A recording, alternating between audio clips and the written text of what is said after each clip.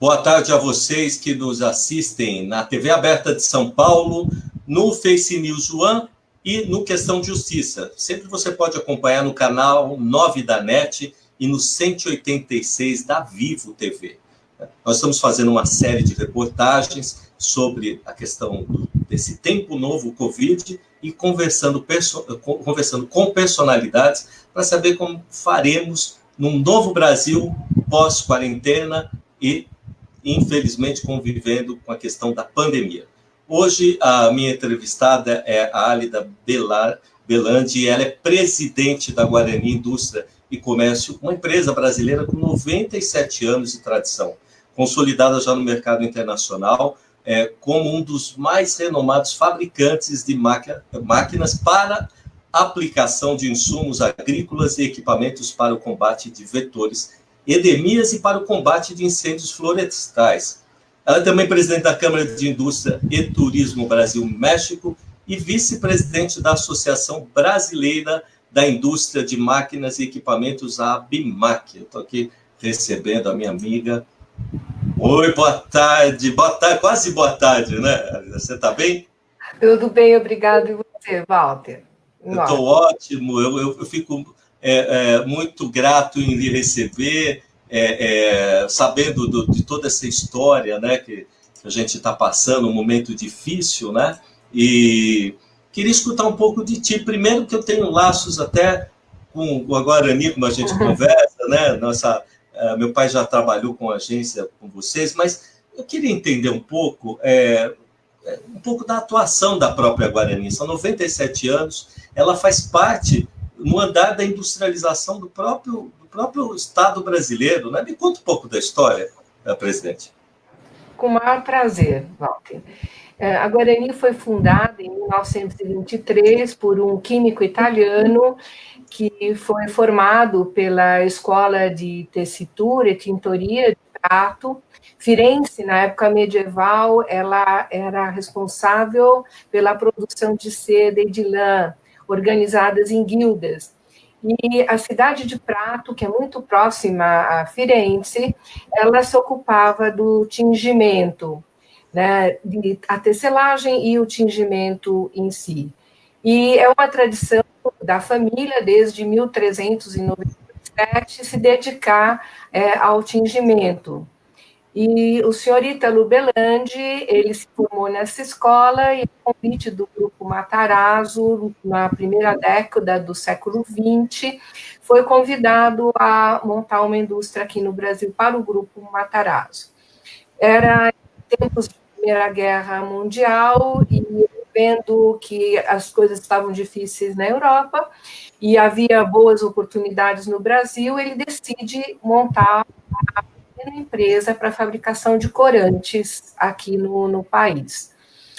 Essa empresa, portanto, se iniciou como uma indústria química e ela se desenvolveu até os anos 40 para agregar e se transformar, né, numa indústria metalúrgica em função da necessidade de mudar as embalagens dos corantes, latas de folhas de Flandres, tubetes e latas de folhas de Flandres.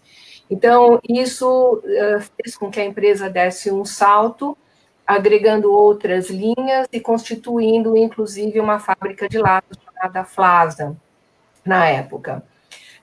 Esta segunda divisão especialização industrial, ela que fabricava, inclusive, a bomba de Flit, acho que você vai lembrar, né, dos seus pais também, né, nós fabricávamos para ESSO, para Standard Oil, com a marca Flit.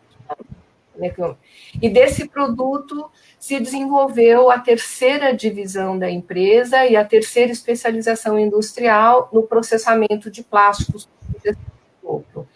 E começamos, então, a produzir uma linha completa de pulverizadores, atomizadores, né, polvilhadeiras, máquinas para agricultura, transformando a Guarani hoje, em 2020, numa empresa de alta especialização em fitoproteção e fitonutrição. Dessa divisão, derivou-se, nos últimos 30 anos, duas divisões de alta especialização. Uma divisão de máquinas para extinção e combate de incêndios florestais, Wildland Fires, e uma divisão de máquinas para combater os vetores que causam epidemias, como malária, chagas, dengue, zika, etc. Essas duas divisões de autoespecialização, elas tiveram como fundamentos duas grandes questões: o obedecimento das normas internacionais e a necessidade de certificação dos equipamentos. Então, fui à Suíça, à OMS, né, apresentamos os projetos dos equipamentos e técnicas de aplicação que estávamos utilizando no momento, e aí nos convidaram para integrar esse comitê internacional chamado GDCPP, do qual fazem parte 7 empresas a nível mundial, para diretrizes quanto às técnicas de aplicação e também para definir as especificações das máquinas voltadas para a segurança dos operadores e do meio ambiente. Abracei essa causa já desde jovem, da primeira juventude, né, de cuidar das questões ambientais. Então, isso foi incorporado ao DNA da Guarani, que há mais de 30 anos, ainda não era moda, né, Walter? Época. E, então, começamos a realizar ações de conscientização, educação, né, e organização de exemplos e projetos que pudessem inspirar terceiros. Então, temos um número de projetos aí que a gente poderia falar um bom tempo, né, que integram hoje a nossa vida empresarial. Você sabe que me chama muito a atenção, é uma empresa extremamente consolidada, né? A gente está falando aí de 97 anos, e está na cidade de Itu, não é? Isso. Valorizando a parte do interior paulista, né? Agora, como é que ela conseguiu, com todo... Olha, passou 97 anos, teve o resquício da Segunda Guerra, recessão, teve a gripe espanhola. Poxa, que coisa, né? Como é que ela conseguiu se manter atuante num mercado extremamente competitivo, assim? Porque e uma referência, está hoje, se eu não me engano, em 90 países, é isso? Isso, nós temos estrutura de distribuição organizada em 70 países, mas em momentos críticos como esses, né, se ampliam os países para exportações pontuais. Nesse momento, estamos trabalhando com 90 países para atender a demanda das máquinas para higienização e desinfecção de ambientes internos e externos. Eu fiquei tão satisfeito de ver porque eu conheço a escrita, né, a logo da Guarani, e quando eu vi, eu acho que não sei se me corrija se estiver errado, no Amazonas, um soldado nosso, né, das trincheiras, que foi usando o equipamento, eu falei, tá vendo? Nós temos uma empresa que está trabalhando para combater o Covid-19, né? Uma coisa terrível, né? Como é que tem sido essa experiência? Porque eu ia até te falar, a gente hoje, o Brasil, a Maga aí registrou 949 novas mortes, está aí, 19 mil infectados, né, no São Paulo, estão com 37.312 óbitos, uma tristeza para o país, para a humanidade. Como é que tem sido tratar disso, né? Não deve ser uma coisa fácil. Pedidos, a angústia sua, como é que a empresa está fazendo com essa situação? Olha, Walter, inclusive, para começar a responder essa sua pergunta, vou linkar com a sua pergunta anterior. Eu acho que ser empresário é uma vocação também, como outras profissões, né? E o ser empresário significa gerar progresso, principalmente também para a comunidade onde ele está inserido, né? E, da mesma maneira, para o país e para os países que nos circundam e para os países que ampliam, né, as possibilidades de trabalho de qualquer empresa. A Guarani, ela é muito fiel aos seus princípios e valores. Eu acho que isso deu sustentação e sustentabilidade para os seus negócios. né? Esses princípios envolvem muito um trabalho que você possa não só gerar valor para terceiros, mas também contribuir para a solução de problemas, né? O Covid veio para nós não como pandemia, não como endemia com um vetor específico. Como eu falava antes, você combater um vetor, como é um Aedes aegypti, que causa, né, o dengue, causa a febre amarela, etc., é uma ação. O que nós estamos fazendo agora é outra ação, é prevenir a disseminação do Covid. Então, o valor que nós estamos agregando nesse momento, através dos nebulizadores elétricos, dos atomizadores, né, dos conjuntos que vão montados em picape, tudo isso, é prevenir que esse vírus se dissemine. Então, aí está a importância do que estamos fazendo nesse momento. Mas também, eu acho fundamental, e a responsabilidade nossa, é os operadores. Então, todos os treinamentos que são realizados, antes eram presenciais, hoje estão sendo realizados de forma virtual, né, eles ajudam a entender o processo, né, de impedir essa disseminação. Porque quando você está combatendo um vetor, é fundamental que as gotas que as máquinas produzem, que elas são controladas, elas têm que ter o mesmo VDMA, o mesmo tamanho, né, e elas têm que flutuar no ar um determinado tempo para poder pegar esses mosquitos, capturar esses mosquitos, né, e combatê-los.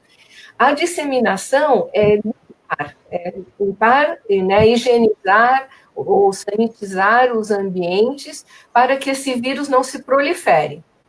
Então, né, são duas coisas diferentes, mas ambas com o mesmo objetivo de contribuir para que essa pandemia seja contida. Aí você falou de Itu veio para nós a partir dos anos 80, e é uma cidade que é um dos bons exemplos nesse combate ao Covid. Tanto Porto Feliz, como Salto, como Itu, cidades que fazem parte da região metropolitana de Sorocaba, né, os prefeitos que são dessa nova geração, eles são muito comprometidos né, e se sentem responsáveis, né, pelos seus cidadãos, né, pela comunidade. E o Guilherme Gazola aqui, ele foi um dos primeiros a tomar as medidas de prevenção, assim como Porto Feliz também fez, né, então o número de casos é muito pequeno, né, aqui na cidade, tanto de óbitos, né, quanto de infectados. E a população tem, surpreendentemente, também contribuído a usar máscaras, né, ao lavar as mãos, né, higienizar com álcool gel, enfim.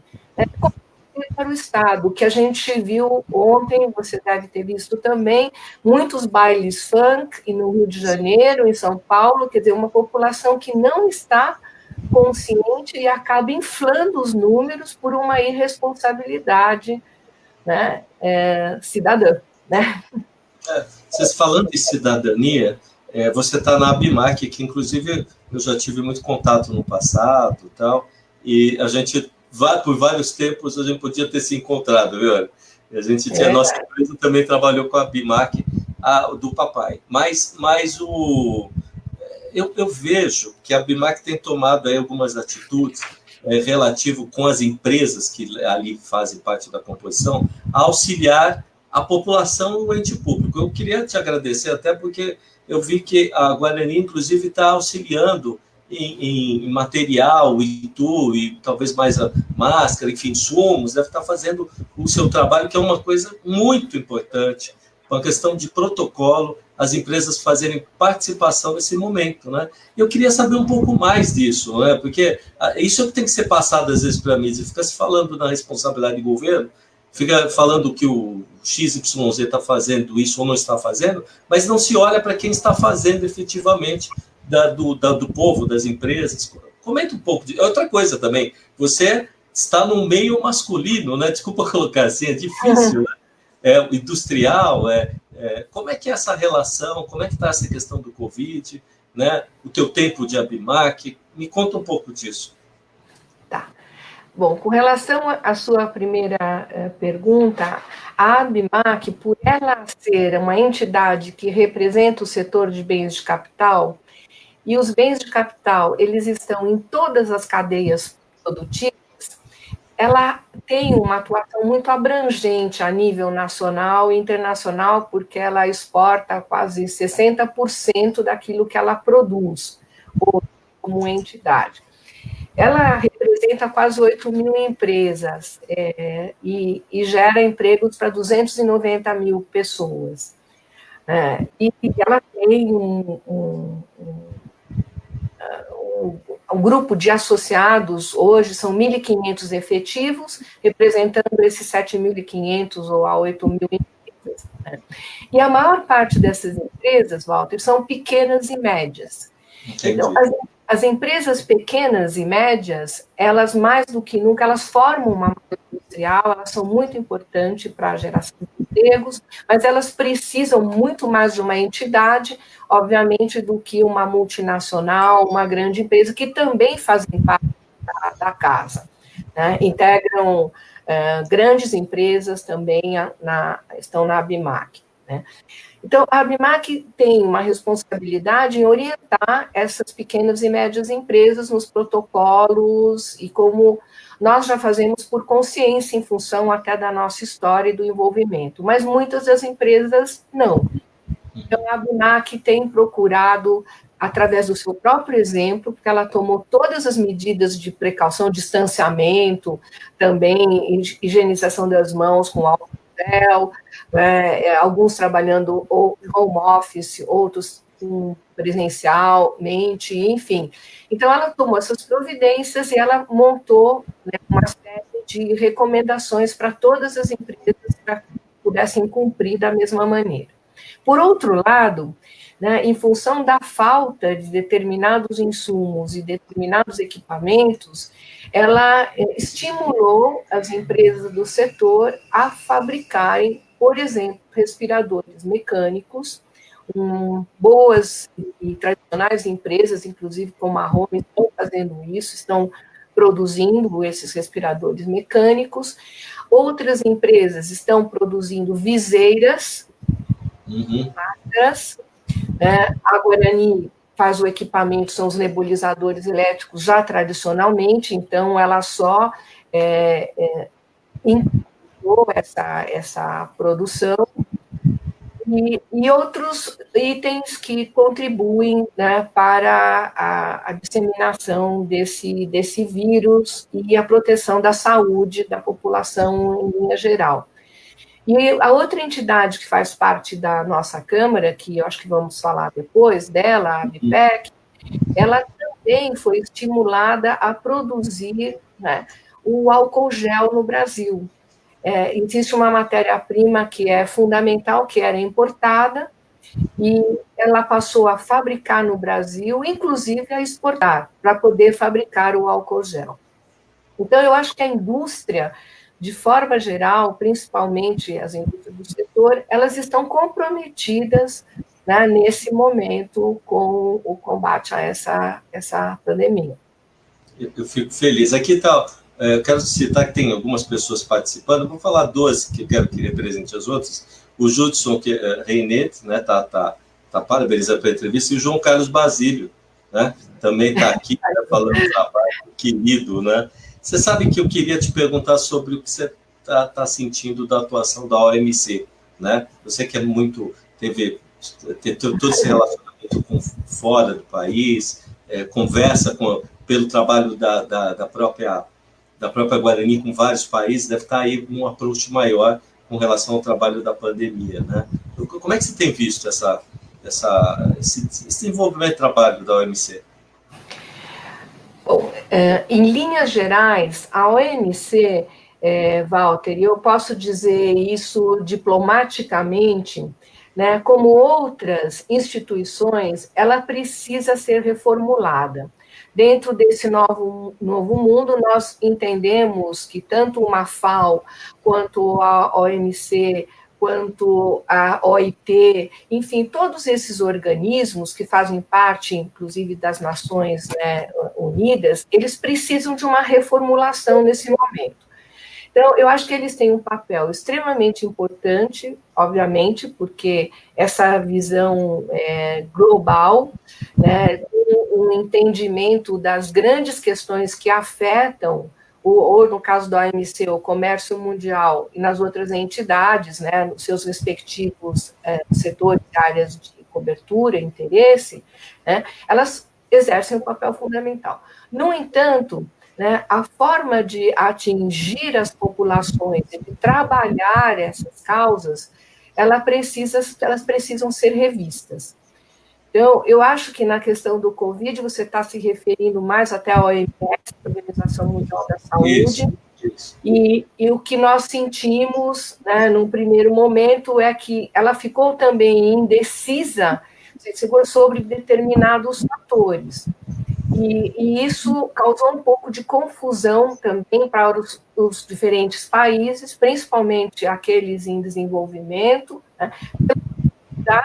né, de compreender qual era a dimensão do problema e como tratá-los, né, como também, né, pela situação de definir protocolos e definir, né, medidas contracíclicas que pudessem ajudar, não só na pandemia, no momento da pandemia em si, mas também nos reflexos econômicos que vêm depois, né? E a OMS, você se lembra que ela não quis, no primeiro momento, né, anunciar que era uma pandemia. Acho que foi o primeiro fator. Né? O nosso ministro Mandetta foi a primeira pessoa a falar, realmente a reconhecer oficialmente que existia uma pandemia no mundo. Verdade. Isso deixou um pouco as pessoas inquietas e inseguras, né? Além do que foi realmente um surto pandêmico, né, desconhecido até para os médicos. Então, nós estamos aprendendo todo como lidar, como ele se comporta, como ele se dissemina, como que a gente previne. Estamos todos aprendendo, inclusive muitos médicos e pessoas de alto valor e alto conhecimento, como você sabe, infectologistas. Olha, eu queria lhe perguntar agora sobre... saiu uma notícia no Valor Econômico, agora já entrando na questão da Abramex, né, que diz que vai rever o acordo automotivo entre o Brasil e México. E você tem hoje à frente também a presidência ali da Câmara de Comércio, Indústria e Turismo, a Brasil-México, né? Essa relação de comércio de estreitamento bilateral que vem sendo feita há anos. Então, como é que você vê o futuro dessas relações e pontuar, né? Em uma pergunta, fazer duas. Como é que vai ser o futuro da Câmara, da Abramex agora, nesse momento novo, né, que a gente está vivendo? Você faz perguntas muito amplas. É verdade, é verdade. É coisa do jornalista, viu? A gente estende, mas você sintetiza tão bem que a resposta fica perfeita. Olha, tem que dizer, não é todo mundo que faz isso. Hein? Bom, Bota, começando um pouco pela Abramex, para falar da Abramex, temos que falar muito rapidamente da importância dos dois países que ela representa como Câmara, né?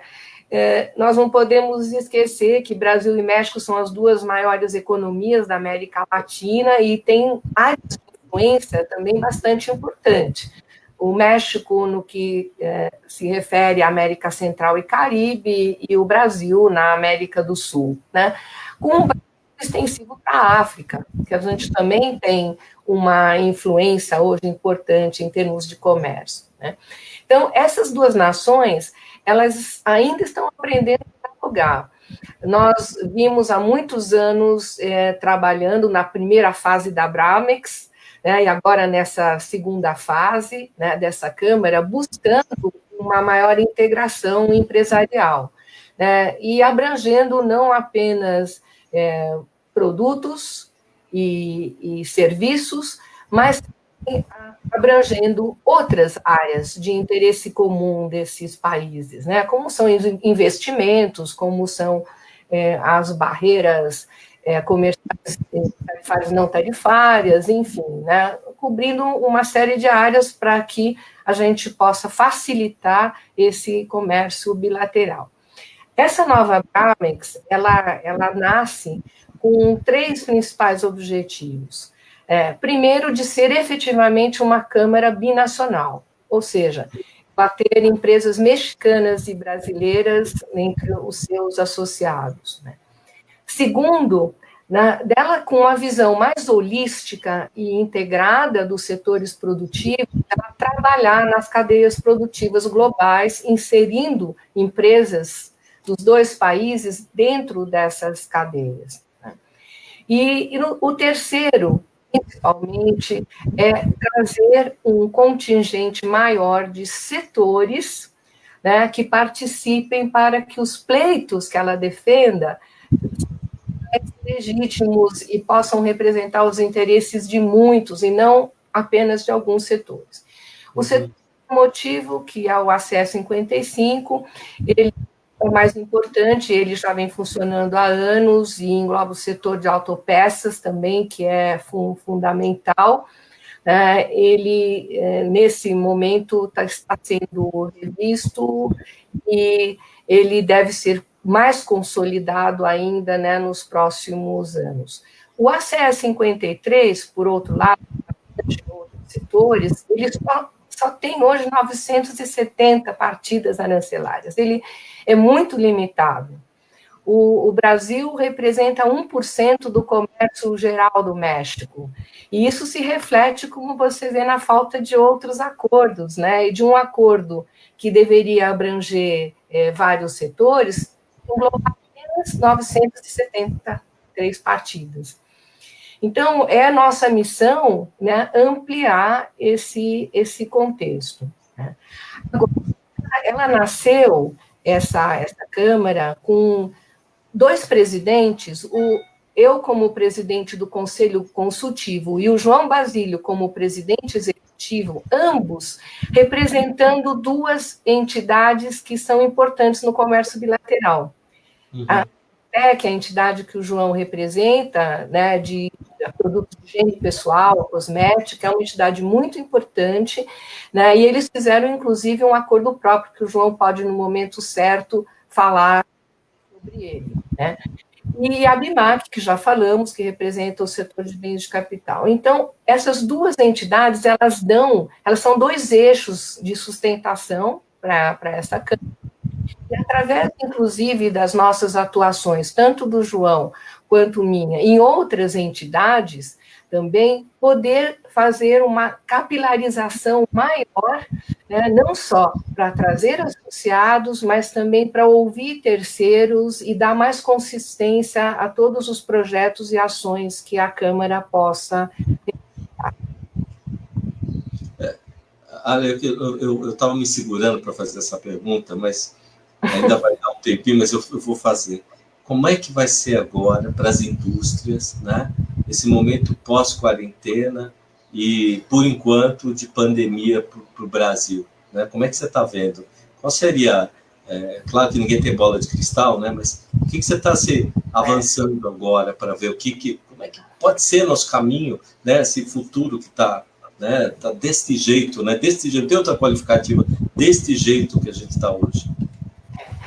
Talvez eu possa fazer uma linha entre o que a nossa empresa está fazendo, entre o que os setores estão fazendo, e entre o que o nosso governo e outros governos estão fazendo. Esse fio condutor, né, ele se preocupou bastante com a questão econômica, com a questão do desemprego, com a questão do fechamento de empresas. Nós estamos já vendo isso acontecer, e estamos vendo um aumento já do desemprego. No entanto, os Estados Unidos acaba de anunciar, né, que houve uma queda. né? E os Estados Unidos, ainda que foi o epicentro, antes do Brasil se tornar o epicentro, né, dessa pandemia, era os Estados Unidos e principalmente a cidade de Nova York. E a gente está vendo que houve uma redução agora do desemprego. Por quê?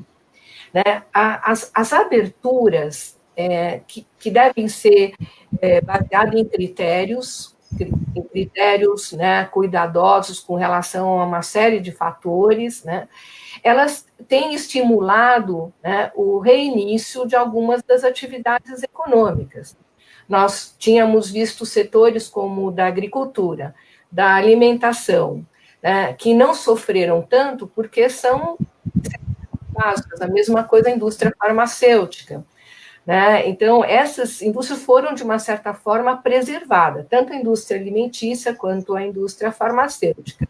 E algumas outras, como é o caso que falamos agora, de indústrias do setor de higiene pessoal e cosmética, e também indústrias do setor de equipamentos que puderam contribuir. O setor de transportes, né, rodoviários, principalmente, de uma certa forma, também foi parcialmente preservado. Agora, da aviação, né, as companhias marítimas, que foi uma pergunta que você me fez antes, como é que nós estamos lidando, porque talvez as dificuldades maiores nesse momento foram abastecimento de componentes, matérias-primas e logística. Tivemos muitos problemas, falta de navio, falta de aviões de carga, né? Fechamento de fronteiras, rotas canceladas.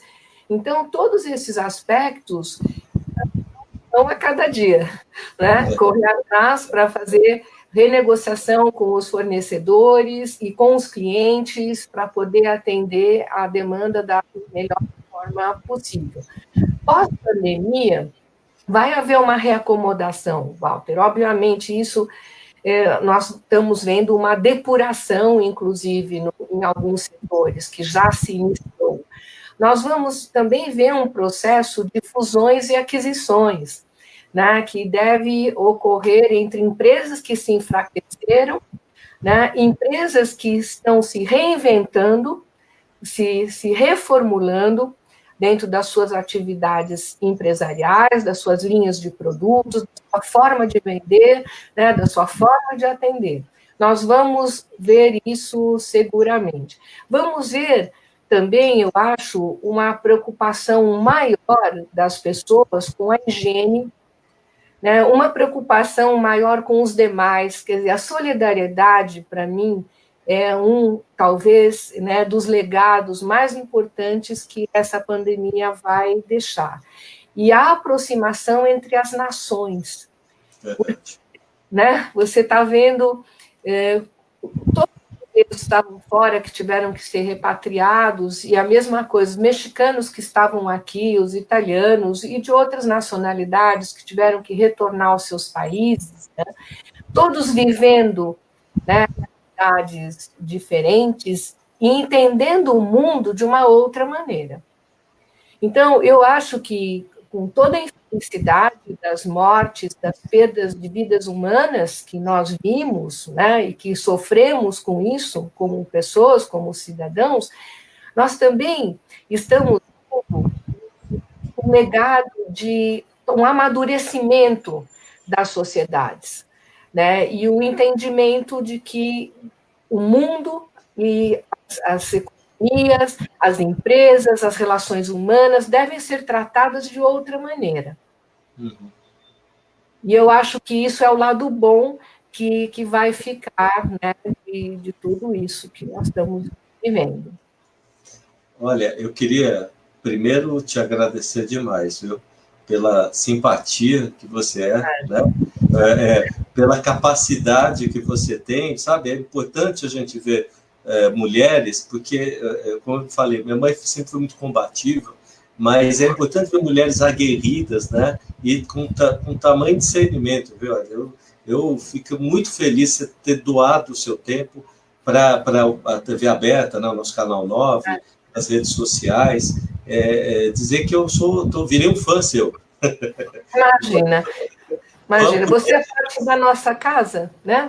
Mas como jornalista, eu me sinto na obrigação de falar, porque dando exemplo, como mulheres que nem você, que a gente faz crescer também o estímulo a mulheres no Brasil, que é a grande maioria, né? Num mundo que está vivendo tudo que a gente está vivendo, dificuldade.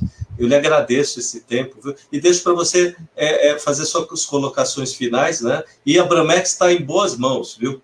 Parabéns. Imagina, obrigada. Você é sempre muito gentil, né, Walter?